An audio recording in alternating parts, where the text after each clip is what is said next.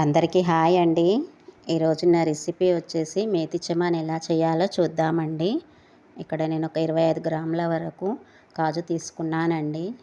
అలాగే కొన్ని వాటర్ వేసి ఒక 10 నిమిషాలు నానబెట్టుకుందామండి. స్టవ్ పై కడాయి పెట్టి ఒక కప్పు ఆయిల్ వేసుకుందామండి. మేతి చెమాన్కి ఆయిల్ ఎక్కువనే పడుతుందండి.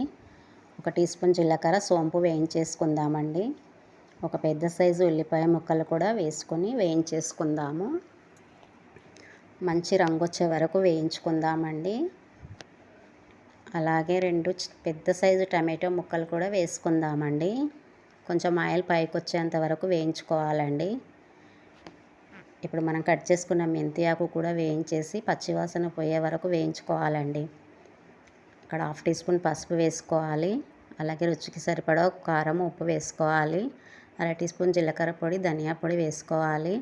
1/2 టీ స్పూన్ గరం మసాలా కూడా వేసుకొని ఒకసారి కలిపేసి కొన్ని వాటర్ వేసుకోవాలండి, ఎక్కువ వేయొద్దు.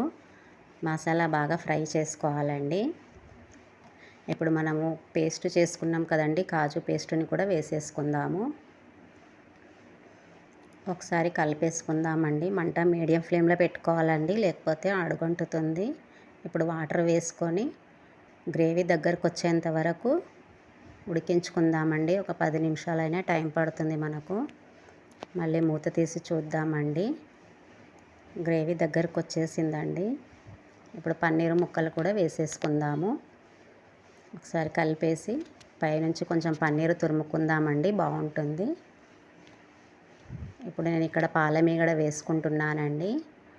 ఒకసారి కలిపి స్టవ్ ఆఫ్ చేసుకోవడమేనండి. ఇంతేనండి మేతి చెమాను. బాయ్ అండి.